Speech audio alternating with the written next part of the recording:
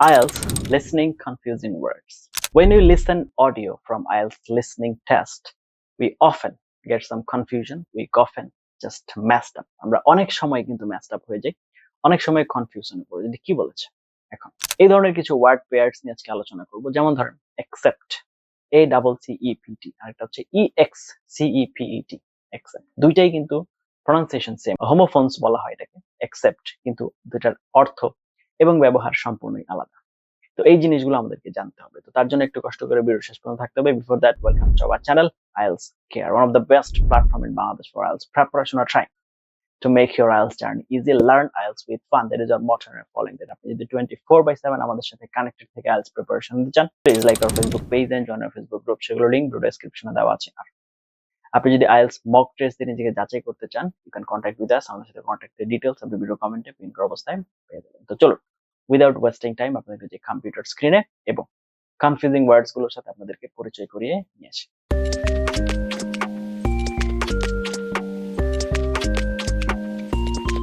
তো চলে আসলাম আমরা কম্পিউটার স্ক্রিনে। IELTS লিসনিং মোস্ট কনফিউজিং ওয়ার্ডস। আপনারা যখন IELTS লিসনিং এক্সাম দিতে যাবেন তখন এই ওয়ার্ড গুলো নিয়ে খুবই প্যারায় পড়বেন। তো এগুলো আজকে আমরা একটু ক্লিয়ার করার চেষ্টা করব। অনেকগুলো সেট আছে, একটু ধৈর্য সহকারে দেখতে হবে। accept, accept, accept গ্রহণ করা, accept ছাড়া বা ব্যতীত। এখন দুটো প্রায় একই শোনায়, কিন্তু দুটোর অর্থ তো আলাদা এবং ব্যবহারও আলাদা। তো চলুন আমরা একটু উদাহরণ দেখি। I accept your invitation, আমি তোমার নিমন্ত্রণ গ্রহণ করছি। Everyone is going except John, জন ছাড়া সবাই যাচ্ছে। তার মানে ছাড়া বোঝাতে accept বলে, আর গ্রহণ করা বোঝাতে এই accept বসে। borrow ভার্সেস lend, borrow মানে হচ্ছে নিজে ধার নেওয়া, তার মানে আমি নিয়েছি, ইনকামিং। lend মানে হচ্ছে ধার দেওয়া, এটা হচ্ছে আউটগোয়িং, তার মানে আমি নিজে অন্য আরেকজনকে দিয়েছি। উল্টা পাল্টা ব্যবহার হয়ে যায়। Can I borrow your pen, আমি কি তোমার কলম ধার নিতে পারি, মানে আমি নিজে নিব। I will lend you some money, আমি তোমাকে কিছু টাকা ধার দেব। এরপর হচ্ছে অ্যাডভাইস ভার্সেস অ্যাডভাইস, সি এবং এসি। এই অ্যাডভাইস এটা হচ্ছে নাউন, ADVIC এটা হচ্ছে একটা নাউন, আর ADVISE এটা হচ্ছে একটা ভার্ব, পরামর্শ দেওয়া। একই রকম শোনায় কিন্তু ব্যবহারটা আলাদা। He gave me good advice, সে আমাকে ভালো পরামর্শ দিল, এটা হচ্ছে কি পরামর্শ দেওয়া। ওকে, he advised me to study harder, সে আমাকে বেশি পড়াশোনা করতে বলল। ওকে, এরপর হচ্ছে effect versus effect. Effect verb বা প্রভাবিত করা, ইফেক্ট নাউন বা প্রভাব। কনফিউশন, পার্টস অফ স্পিচ আলাদা হলেও শোনায় কাছাকাছি।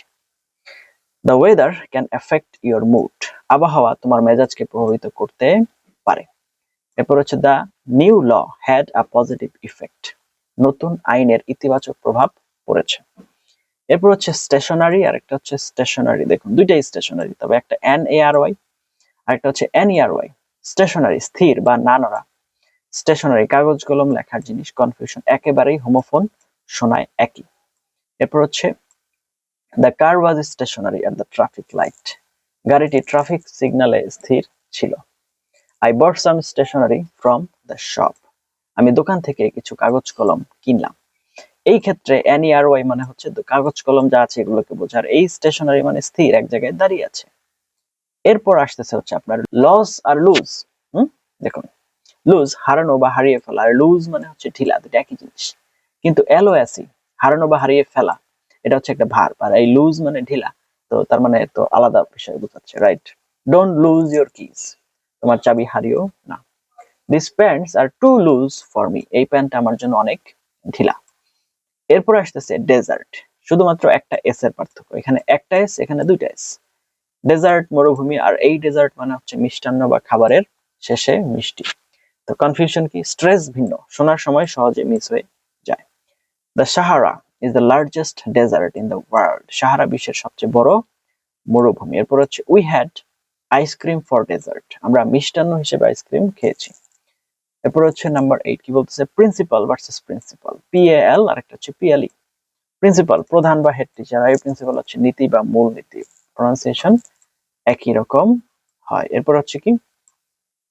The school principal spoke at the meeting, স্কুলের প্রধান শিক্ষক মিটিং এর কথা বললেন। He always acts on strong principles, সে সবসময় শক্ত নীতির উপরে কাজ করে। দেন ভার্সেস দেন, THEN তুলনা করার জন্য, THEN তারপর বা তখন, কনফিউশন, দ্রুত বললে একই রকম শোনায়। এরপরে হচ্ছে she is taller than me, সে আমার চেয়ে লম্বা। First we had lunch, then we went shopping. প্রথমে আমরা দুপুরের খাবার খেলাম, তারপর বাজারে গেলাম। এরপরে আসতেছে হচ্ছে আপনার দেয়ার, THEIR, আরেকটা হচ্ছে THERE, আরেকটা হচ্ছে দেয়ার, এটা কন্ট্রাক্টেড ফর্ম। এই দেয়ার মানে তাদের, THEIR, আর এই দেয়ার, THERE, ওখানে বা সেখানে। এই দেয়ার এর কন্ট্রাক্টেড ফর্ম। তাহলে তিনটাই হোমোফোনস, একই রকম শোনায় কিন্তু শব্দ আলাদা।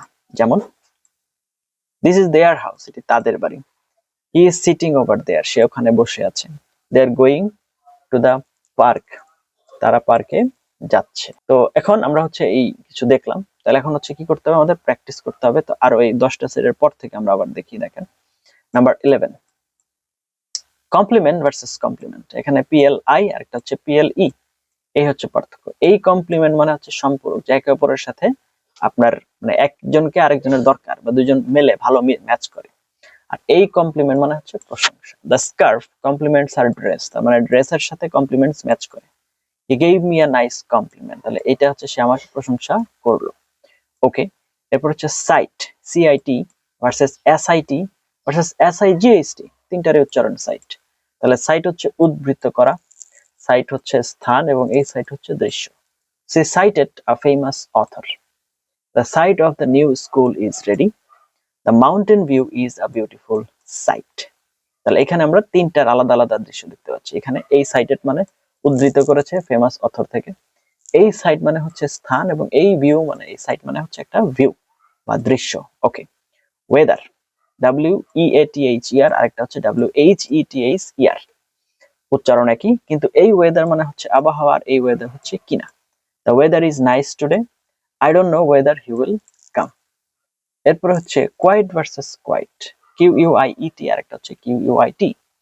এই quiet মানে হচ্ছে শান্ত, QUIET, আর এই quiet, QUIT, হচ্ছে বেশ। The library is quiet, Shanto.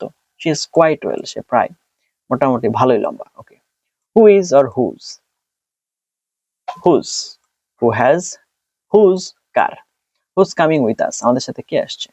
whose book is this, এটা কার বই। বাই ভার্সেস বাই, দেখেন এই বাই মানে হচ্ছে কেনা, এই বাই হচ্ছে দ্বারা, আর এই বাই হচ্ছে বিদায়। তো এরকম বোঝা, I will buy a new phone, আমি একটা নতুন কি কিনবো, মোবাইল কিনবো। The book was written by him, এই বইটা তার দ্বারা লেখা হচ্ছে। Bye, see you tomorrow.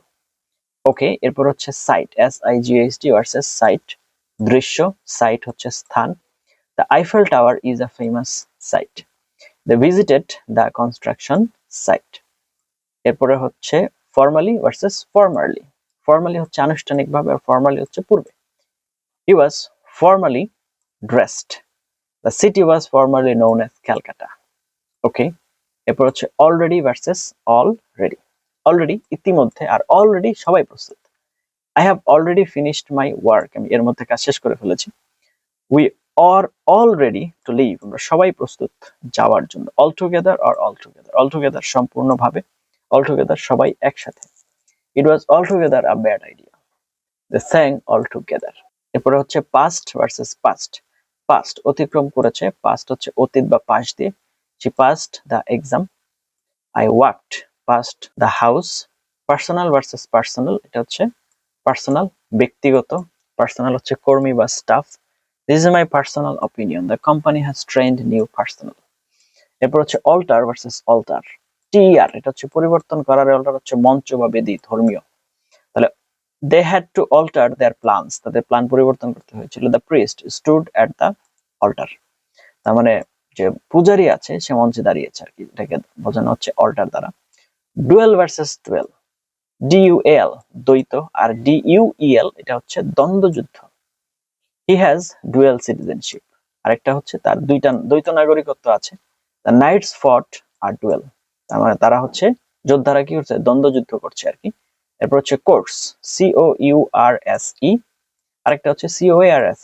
Course হচ্ছে কোর্স বা পথ, কোন একটা কিছু শেখার জন্য আমরা যে কোর্স করি সেই কোর্স হচ্ছে এটা। আর এই কোর্স হচ্ছে রুক্ষ বা খসখস, এরকম টাইপ বোঝে আর কি। তো I am taking an English course, আরেকটা হচ্ছে দ্য ক্লথ ফিলস কোর্স, তার মানে কাপড়টি কেমন লাগছে, রুক্ষ বা খসখসে মনে হচ্ছে। পিস ভার্সেস পিস, এই পিস মানে হচ্ছে শান্তি, আর এই পিস মানে হচ্ছে কি, টুকরো। দ্য ওয়ার্ল্ড নিড পিস, পৃথিবীর শান্তি দরকার। I ate a piece of cake, আমি একটা কেকের পিস খেয়েছিলাম। এরপর হচ্ছে সাইট ভার্সেস সাইট, এটা আমরা অলরেডি দেখেছি। এরপর হচ্ছে ওয়্যার ভার্সেস ওয়্যার হচ্ছে পরা, আর এই ওয়্যার হচ্ছে কোথায়। she likes to wear new clothes, সে নতুন কাপড় পরতে পছন্দ করে। where are you from, তুমি কোথা থেকে এসেছো। ওকে, হোল ভার্সেস হোল, এই হোল হচ্ছে গর্ত, HOLE হচ্ছে সম্পূর্ণ। there is a hole in my shoe, তারপরে হচ্ছে I read the whole book.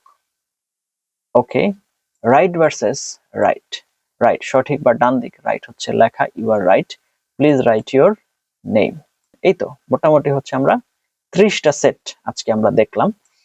যে কনফিউজিং যে ওয়ার্ড গুলো আছে এগুলো আমরা যদি প্র্যাকটিস করি, আশা করা যায় আমাদের জন্য এগুলো অনেক হেল্পফুল হবে। ততক্ষণ পর্যন্ত আপনারা আমাদের সাথে ছিলেন এবং পাশে আছেন, আশা করি আপনারা কনফিউজিং ওয়ার্ড গুলো সম্পর্কে জানতে পেরেছেন। এখন এই পিডিএফটা যদি আপনাদের প্রয়োজন হয়, দয়া করে ভিডিওর কমেন্টে আপনাদের মেইল আইডিটা আপনারা হচ্ছে কমেন্ট করে দিবেন, আমরা আপনাদেরকে মেইল করে দিব। তো ঠিক আছে, আর প্র্যাকটিস করতে হবে। যখন আপনারা লিসনিং করবেন, কনটেক্সট বুঝে বুঝে লিসনিং করার চেষ্টা করবেন। তো এইখানে প্রনাউন্সিয়েশন শুনে বোঝার উপায় নাই, দুইটা আলাদা কিভাবে হলো। তো সুতরাং আমাদের সম্পূর্ণ সেন্টেন্স পড়ে বোঝার চেষ্টা করতে হবে কিভাবে আলাদা হলো, এবং সেই অনুযায়ী এটাকে কাজে লাগাতে হবে। তো এভাবে প্র্যাকটিস করলে আশা করি আপনার কনফিউশন কিছুটা হলেও কমবে, এই ধরনের লেসন আরো আসবে সামনে। তো আমরা বিশ্বাস করি মনে প্রাণে, আমি এবং আমার সম্পূর্ণ টিম, যে আপনি পারবেন।